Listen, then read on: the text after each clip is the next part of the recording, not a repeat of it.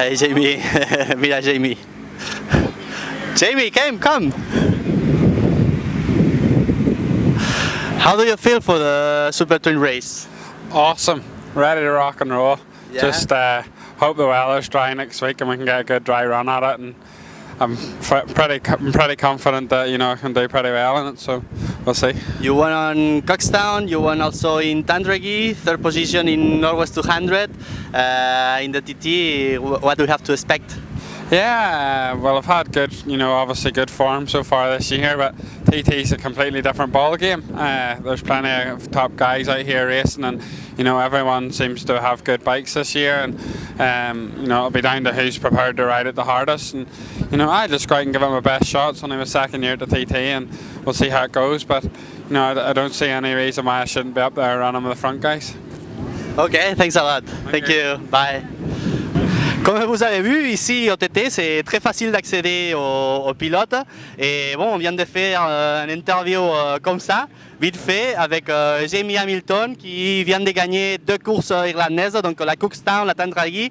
Et à Nord-Ouest de 100, il a fait 3e place dans la catégorie de Super Twin. Il est embauché dans le team KMR de Ryan Farquhar.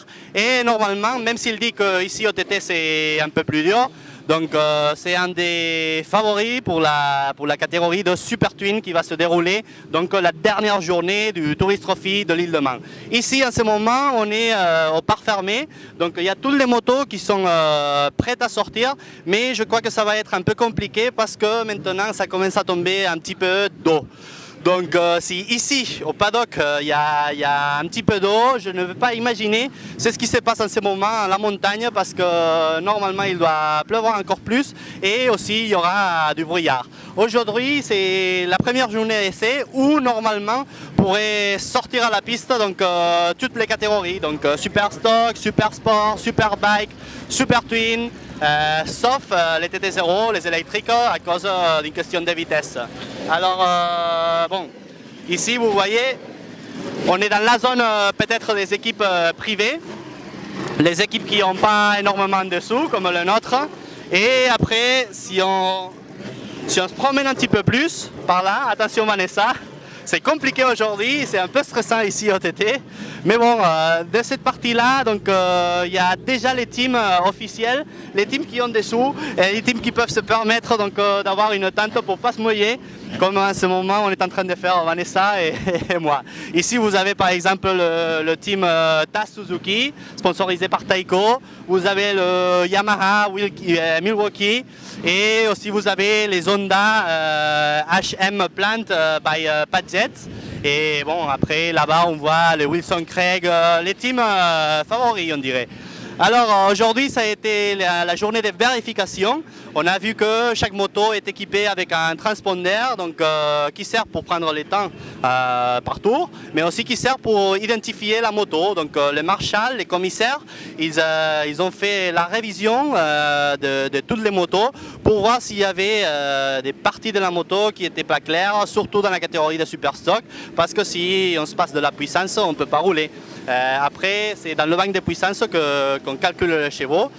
Pour nous, il y a une mauvaise nouvelle. Donc, la McKinsey Marty Motors elle a développé 83 chevaux. Donc c'est pas énorme pour cette catégorie. On doit penser que par exemple la Kawasaki de Michael Dunlop pour cette classe, elle développe plus ou moins 100 chevaux, donc on serait 17 chevaux de moins et c'est toujours compliqué. Pour la MV, bon, on a réussi à solutionner les problèmes qu'on avait avec la transmission. Mais maintenant, on est en train de voir que c'est une moto vraiment courte et la répartition de poids, elle n'est pas optimale. Donc à l'avant, on n'a pas énormément de poids. Et hier, par exemple, le team a eu un souci à Crosby parce que la moto s'est levée pas mal de temps et bon, faut qu'on y travaille dessus. Romain, le méga crack du team, c'est lui qui s'occupe de la mécanique.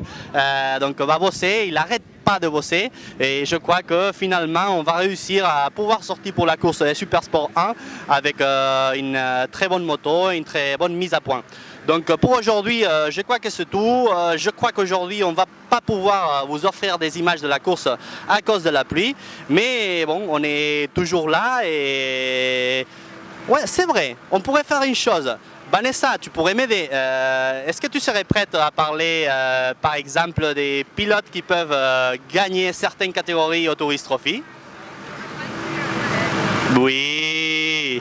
Ok, on va essayer ça, Vanessa. Je vous laisse avec elle. Plein gal motard. Salut amis motards, aujourd'hui je vais vous parler de Bruce Anstey. Bruce Anstey vient de Nouvelle-Zélande, il est né en août 69, plus précisément dans la ville de Wellington.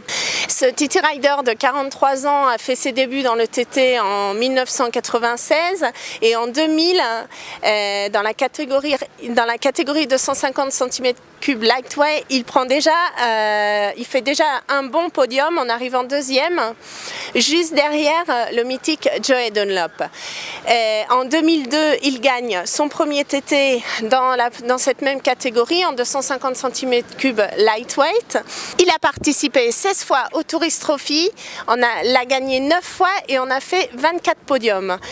La petite anecdote qu'on pourrait raconter sur sa carrière au Tourist Trophy, c'est surtout en 2008, le 2 juin 2008, Bruce Anstey a été dépouillé de son titre de TT Junior. TT Junior, c'est la catégorie anciennement Super Sport. Pourquoi il lui a enlevé son titre? Parce que la moto avec laquelle il courait avait un échappement qui n'était pas réglementaire. Mais le mec, il en a dans le ventre et 2 jours après, le 4 juin 2008, sur la deuxième course de Super Sport, il prend sa revanche et il arrive à gagner la deuxième course en battant son propre record avec une moyenne de vitesse de 125 miles par heure. Par rapport à sa carrière en dehors du TT, ce qu'on pourrait souligner vite fait, c'est qu'il a gagné la Nord-Ouest 200 9 fois et le Ulster GP 5 fois. L'année dernière, au TT 2012, il a gagné dans la catégorie Super Sport. Cette année, à la Nord-Ouest 200, en 2013, il a fait la deuxième position dans la catégorie Super Stock. Donc, qu'est-ce qu'on pourrait dire de Bruce Anstey? Eh bien, attendez-vous à avoir pas mal de bons résultats de ce pilote de HM Plant by Batchet Honda, car cette année, ce mec, il promet. Merci beaucoup, motard.